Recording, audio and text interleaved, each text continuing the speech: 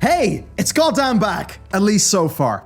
This honeymoon period is absolutely goddamn big compared to the same period in Shadowlands. We can't call it yet, but the honeymoon period, apples to apples? Oh man. We're back in Azeroth, the world feels full of life, and the game doesn't fist you just for looking at it. Which is good. Quite the improvement.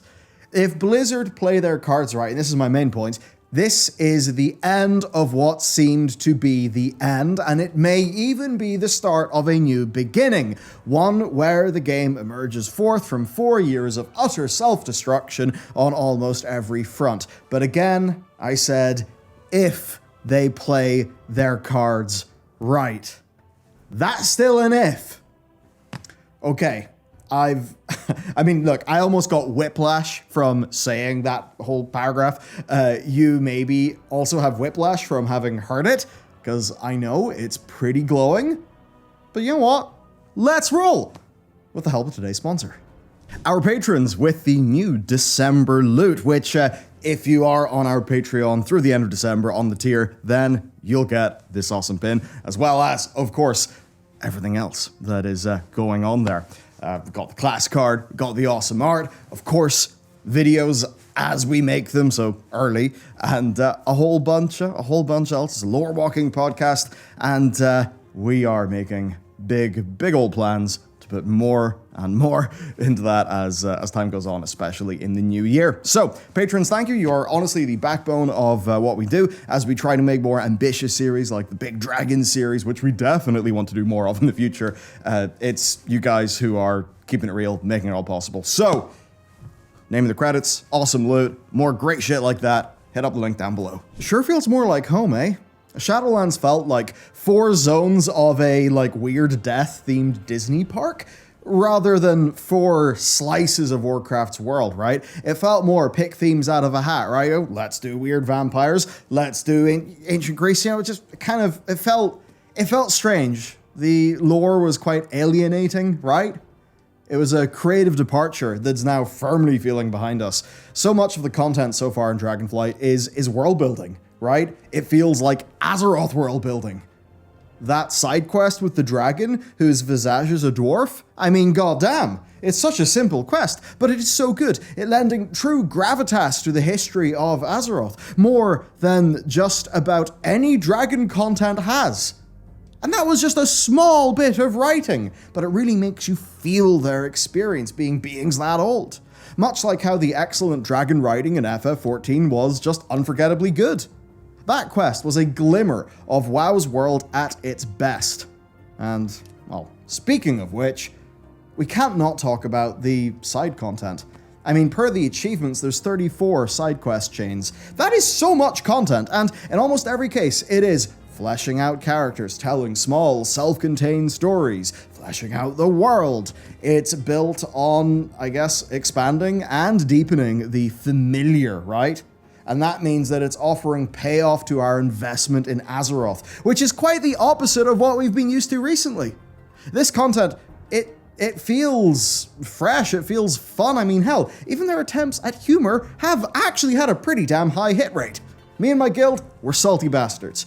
Our guild chat right now, though, it's glowing. It really is. People are enjoying stories, highlighting pleasant surprises that we're all getting. And unlike almost all side quests, a lot of the time, these ones actually matter to the game systems.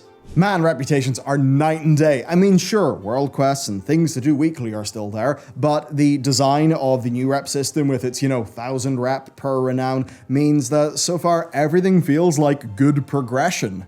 It's natural, it feels natural. Those side quests, they reward you with a big boost in reputation. All while you're enjoying novel content, meeting new characters, learning about the lore, and unlocking new features, right? It just feels right. Like everything is well aligned in the overall game experience.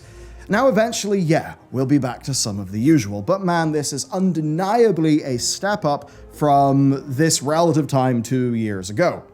Everything on your world map, it's progress, and if you want to mostly ignore renown, well, outside of professions, you totally can. That alt that you're raid logging on, it'll get raid gear and the crafting resources that will get it the really, good crafted gear. It won't need to farm renown. But if you wanted to, well, hey, good news. There's a catch-up system already built in from day one. I mean, compared to the way that anime ended up, it is amazing what just some slight tweaks to the overall presentation of content can do. Because when you really dive into some of the nuts and bolts, there's quite a few similarities, but it's the presentation, it's the minutiae, it's all of that that's made it work. And oh yeah, the events. Some of them feel like MMO events, right? It's like group stuff. I mean, that's what you get from like the Dragonbane Siege. You've got the PvP world quests. They now have like a good little gearing system designed in and around them, which means you want to have a PvP gear set, and they're mostly like stupid, wacky, weird fun. I remember doing, you know the one in Legion and Stormheim where you could like knock people off a cliff with the extraction bar of the goat? Like, that was stupid fun, and we've got similar stuff here. Then you've got just events like the soup, bunch of people coming together making some soup, and it all works, right? It's all well-themed, I suppose, this weekly stuff. It's well-themed, it feels like it makes sense in the world. There's some grindable stuff, the one-off side quests work very well. Just the overall structure is more varied and interesting. And it's also, well, there's a big thing I feel astoundingly more this time around. Love, right? All those intangible things that feel better. The expansion just reeks of creator passion, you know? It feels like they were really glad to be back in Azeroth, I would say, and maybe even more glad to not be writing like weird, edgy, dark stuff that just didn't really land with everybody. Like, there's more of a sense of fun and exploration and adventure, and it really does work. And I know this is just a feeling, right? But it's one that I am seeing all over the internet from the people who are actually playing the game. So, what is it? What is that factor? That special sauce, right? That like little injection of soul that makes an experience more than merely its mechanics. Well, whatever that thing is, I think it is here in spades, as compared to Shadowlands, which is kind of funny because Shadowlands was an expansion basically that was narratively designed around extracting a numerical value from the totality of one's soul. That's kind of funny. But this time around, it's making a game that is just so much more basically likable than what we've been used to. And that helps. I mean, right. Take a show that I like, Stargate SG-1. Is it full of trashy cheese and schlock and jank? Yeah. But for some reason, it's really quite lovable. Same for a show like Buffy, So I hope you know what I'm getting at. I'm also getting at Professions big time. I have to talk about them in this video, don't I? Professions just immense. I love Professions right now. I'm a tailor and a skinner on my priest. I know being a skinner makes no sense, but I like clicking in things when they die. The level up experience for this is just banging. The way that you get a little boost of XP for your first time crafts, that just makes the initial progression feel great. And then the gear that you're crafting is like readily actually good for your character when you're leveling, which makes you feel powerful, makes you care about the profession more. I got a few Titan training matrices as I leveled up, and that meant that when I hit level 70, I was able to just make a bunch of upgrades for myself immediately. And now when I do a Mythic Zero dungeon, I know that I'm actively excited that I could potentially get a rank 4 Titan training matrix, which would let me craft some 372 gear. And that'll be great because that will let me fill in missing slots in my character in a pretty deterministic way. It's just like a little loot token at the end. I mean, this feels so much better. The way that crafting is integrated into gearing we were talking about the logic of it, but now we're actually playing it and experiencing it and feeling it, and that's what makes, that's the proof of the pudding, right? It's in the eating. It just feels like a whole other layer of bad luck protection placed all over the game. So the TLDR here is brilliant, as is gearing so far. Where's the bullshit? I cannot find it. There's the Primal Storms. Where are they? That's confusing. But the world PvP stuff, the events, the weekly quest, honor, dungeons, crafted gear, it just feels like there's so many ways to progress your character this time around, and there's no bullshit in them. I mean, hell, with the whole Spark of Ingenuity thing and the soulbound materials that we'll be getting from our dungeons and our raids in Season 1, and this is a Season 1 thing, but that means we'll essentially have a fully deterministic layer of gearing, right? And that's in addition to kind of the basics that Shadowlands re-established. I mean, so far, everyone I've talked to is pretty glowing about the state of gear. And also that world content players can get fairly decked out eventually. I mean, yeah, albeit a bit slower, but that feels fairly engaging to them and pretty damn good. And I mean, for them, that's just like a whole other bit of the game's being opened up. And then there's the thing that I can't not mention, and that's dragon riding. Dragon riding is so goddamn good. I have seen the really funny Imager link of a compilation of people seething super hard on the official forums, which was hilarious. But no, as far as I'm concerned, dragon riding, it is fun. It rewards actually paying attention to the mechanics and engaging with the game. I think there's so many people who've mono-gamed an MMO like World of Warcraft that like they don't know second-to-second fun when they see it because they're just not used to playing like video games. And I guess the other thing too is Blizzard, they were careful about something. I think they were aware that, yeah, sure, me and other people who were on the alpha were very glowing about our initial experience of the dragon riding, but they saw all of the suspicion in the non-testers. And I think that means that they clearly wanted to make this feel like an evidently good thing for everyone. I mean, if you play your cards right, you can fly indefinitely.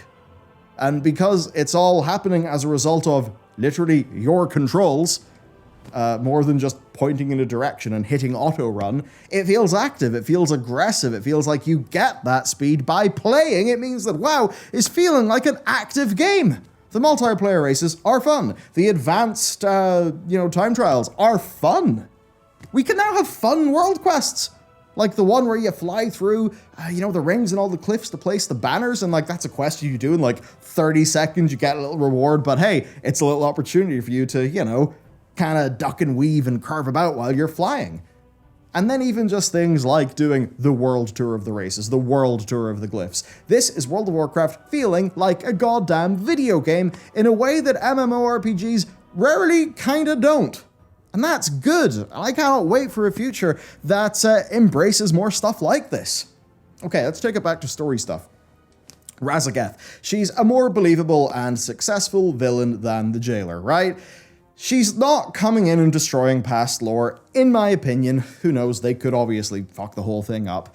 Right? It's just like a skeleton in the closet of Alex Straza. That's, the skeleton's out of the closet. Oh dear, what's going to happen? I think that's fine. I think it feels like a fairly good expansion of the dragon lore, which is something that I think generally has been quite underwritten as compared to other parts of the game. And so much of it has just been relegated to books anyway, that doing it properly in game and actually paying attention to it and putting love and focus onto it, I think is turning out really well. I mean, that whole, Chromie time adventure at the end of Thaldraszus, that was pretty brilliant.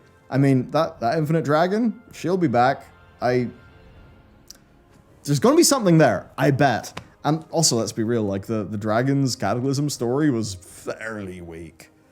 I think they're more interesting, they've got more intrigue. Each of their characters, I think, has a more emotionally resonant story. Like, you can feel the weight in Alex Straza with Kael'gos. I think especially if you watched our video going over, literally all the shit that poor guy's been through, Kael'gos is, working really well. But then, at the same time, the main campaign quest is not domineering and overpowering. It's a fairly simple story so far, and it's being told just pretty straight, right? It's pretty simple. Razageth does not like what Alex Straza and her mates did.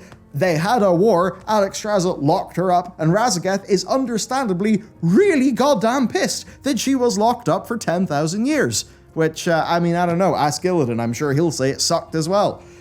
So what have I been saying for ages about, the core campaign stuff? I've said, think about Legion. What does that mean? That means keep it big, cool things, like dragons fighting each other. Keep it very simple. Even have a little bit of cool cheese. And then focus your time on building the world. And that's exactly what they've done this time around, so yeah, it does make sense that I am enjoying it. I mean, so much of a story is in the telling, right? Aspects of the Shadowlands lore would have been cool and have felt good if they were executed like how FF14 does those things. Like, Emmett Selk was kind of like a one expansion dude, like the Jailer. They have wild amounts of confusing cosmology, but it ends up being okay because they have the Scions who talk to each other about the lore and want to discuss the lore with each other and try to work out what's really going on. And that means the player is taken along with that journey, so we're not in some bizarre situation where we see hints that are dropped in the game and try to think, okay, well, what is in Steve's notebook? I guess that's the story now. What are they thinking about? Let's speculate. This time around, it's just more simple and in-game, yet with some nice little points of intrigue that we can talk about, but that are rooted, or that are built on a foundation that is pretty simple with Alexstrasza and Raszageth, right? I think it's a pretty good balance.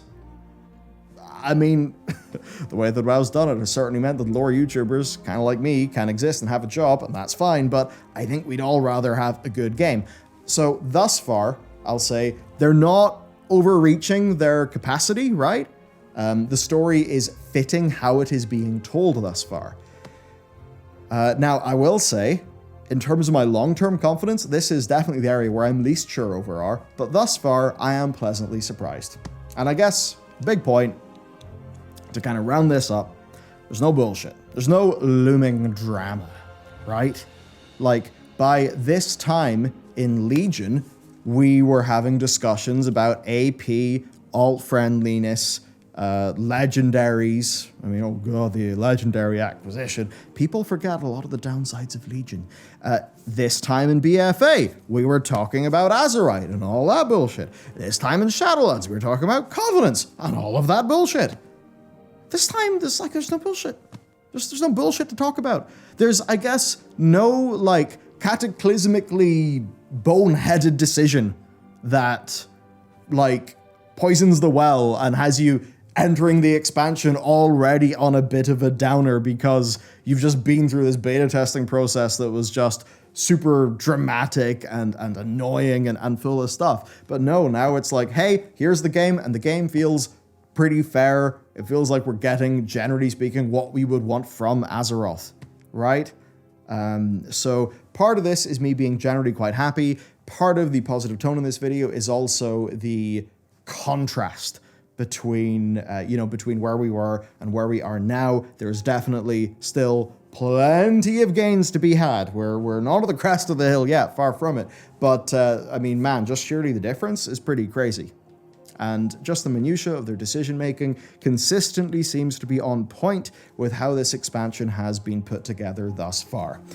And I guess we can then talk about future. The future feels a bit less uncertain. As we covered in one of our videos, they have a team that's 50% larger working on this game. They've been making those significant investments. It seems like things are generally going in a far better direction. I think there was plenty of good stuff that came out of, Preach's whole, travel to California and everything came back from that. And there's more and more coming back from that, as time goes on. But it does seem like lessons have been learned. We always said the proof would be in the eating, and now they're actually playing it. We can feel that better decision making. So now, basically, where I'm left is, right now, it's all for Blizzard to lose. If they fall back into some of those old ways, if, basically, they have a really big win in their hands. They just need to keep up the good work and not do anything really silly. If we just have what they say they want to do, which is a more even patch cycle, I think seemingly one that has more content, which does make sense considering the team is 50% larger. If they can just do that, keep nailing the basics, and we're fairly sure that a Mage Tower-like thing is coming. We're fairly sure that an archaeology revamp is coming. If they can just keep a pretty good cadence there, and there's really no reason why they shouldn't, especially when you think about, patch cycles of MoP, patch cycles of Legion, and how much larger the team is now. It's all to win. It's all to win. They just have to keep it up, and if they lose, I think it will be because some very silly decision was made. This is, you know, if you're kind of looking ahead, thinking about like, what are the potential timelines for World of Warcraft? What percentage of them are good? What percentage of them are bad?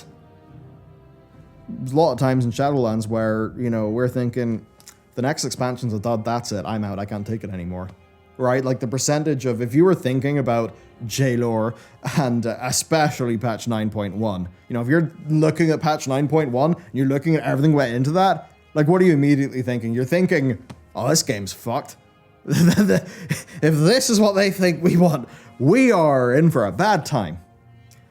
I think at that point, the percentage of possible timelines, the percentage of possible future timelines that have World of Warcraft being good was very tiny.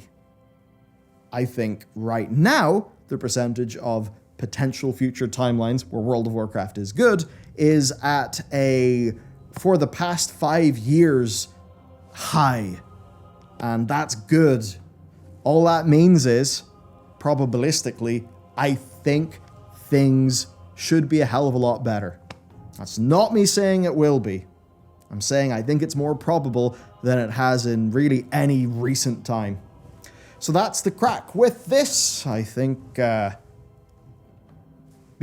this could be the start of a kind of new little rebirth, a new beginning for the game. And I think World of Warcraft can grow. I think this is a very strong foundation that hopefully will be able to stand to the game for quite a long time. I hope that in 2 years we can look back at this and think, wow, this is where they were able to turn it around. So let's see how it goes.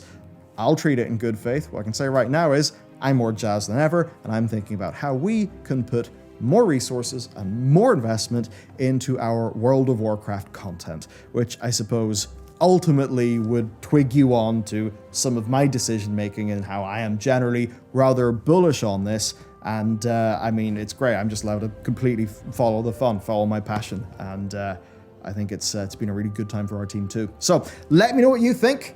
Of course, you can check out lots of other content, like our Big Dragon series next. Dragon series is absolutely awesome. I think Ysera just came out, so you can check her out. Man, the boys did work on that video. So check it out. Thank you for watching. Goodbye.